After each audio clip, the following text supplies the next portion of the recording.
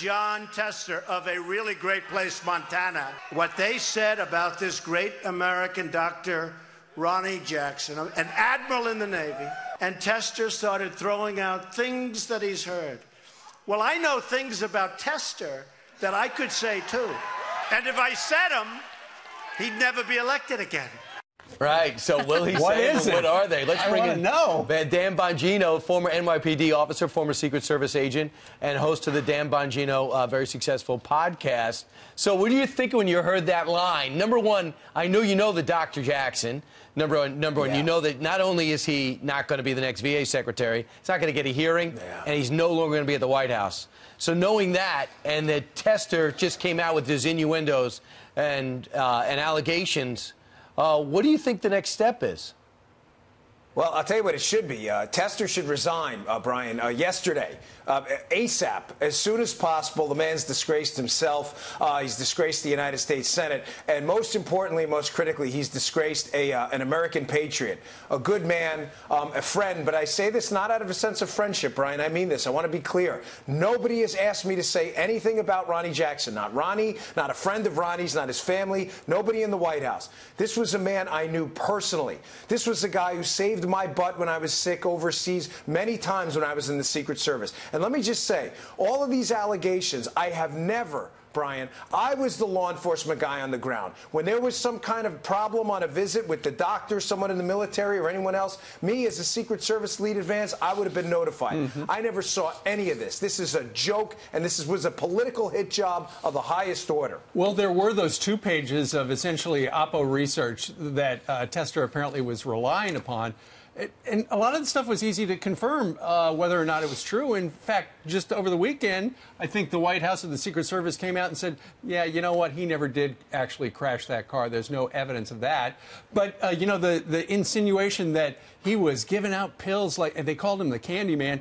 When you are on an overseas trip and you're 10 time zones off, I'm sure everybody in your detail probably asked for a sleep aid. You know, Steve, let me walk the snowflake crowd through how this works, okay? This is the real world, you chumps. This is not a college campus, okay? You don't get to go to a cry room and cry it out because a professor yelled at you or a conservative speaker's on campus. In the real world, in the Secret Service and the military, when you go to a foreign hot zone to keep the president and his family alive and you can't sleep, you can't protect this guy, you know what happens? People could die or get hurt. So the fact that you may have to take a sleep aid to get a few hours of sleep to get your butt up and keep the president of the United States alive. Listen up, snowflakes. That's how the real world works. That offended your delicate sensibilities is pretty freaking disgusting. Pardon my language. Dan, I'm so sick of this case. I've never seen a better man taken down by a more disgusting group of people in my life. That's what I think the American public is upset about, because I don't know him personally. We don't know him personally. You do, and everyone who knows him personally has nothing but wonderful things to say about him. But the good people aren't going to want to run for office anymore, because this is what happens to your reputation. You give out a few pills, and then next thing you know, you have the Candyman logo, and then they start looking at your background, your driving record.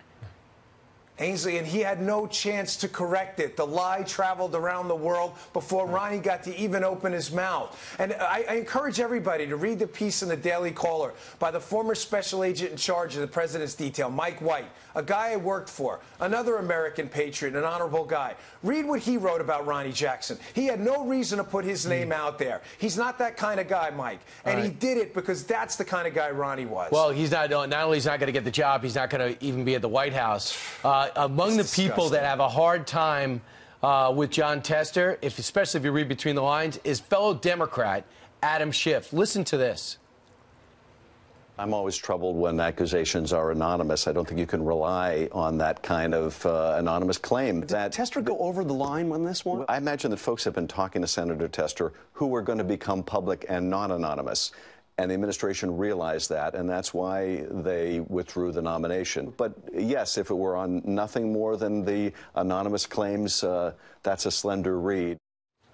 Whatever happened to innocent until proven guilty? You're expecting that from Adam Schiff? I mean, Captain Conspiracy Theory? I mean, asking him about lies on Capitol Hill. I mean, that's like asking a bank robber after he's done robbing a bank for a comment about the bank robbery. Adam Schiff is knee-deep in Capitol Hill dishonesty. Right. He almost single-handedly is responsible for fabricating the collusion X-Files conspiracy theory fairy tale. He's not going to talk about dishonesty. But he did. When he comes out and is critical of Tester for bringing up innuendo, I think it's is significant. Yeah, I mean, listen, I think he should have been a little bit more forceful. He's doing the dance up there, and I don't appreciate it. They should just come out and say, listen, this was flat out wrong. Tester should at a minimum issue an apology. I think he should have resigned over the weekend. And he can't attack back, because if he goes after the president hard, he loses any would-be moderate or Republican vote in a very Republican state. And I think the GOP is now targeting him to switch that seat. Hey, Dan, real quickly, what's happening with your Facebook page? Yeah, I wasn't going to bring this up on my Facebook because I didn't want to be like a hey, look at me type of thing. But yeah, they're spamming my content, which is incredible. I don't even put that much. It means if you share my podcast on Facebook, I got hundreds of emails from people who said that this post has been marked as spam. Listen, you may not like my content, but it's certainly not spam. We put out one show a day. And this is just, again, it's indicative of this social media war against conservatives. I've been hit on Twitter where they discontinued my ads. It's just, it's relentless. I'm thinking about quitting Facebook.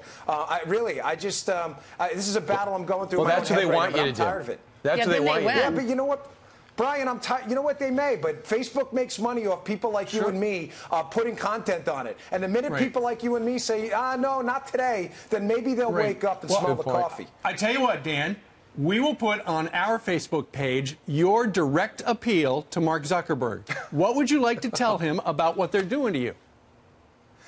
Mark, 40% of America doesn't believe what you believe necessarily, and it's not the best business plan in the world, to tell them to go pound sand. That's probably not going to work out in the long term. So have them check into Dan Bongino apparently being classified as spam, because he ain't. Reach out to him. Let us know what they say if they respond. Thanks, Dan.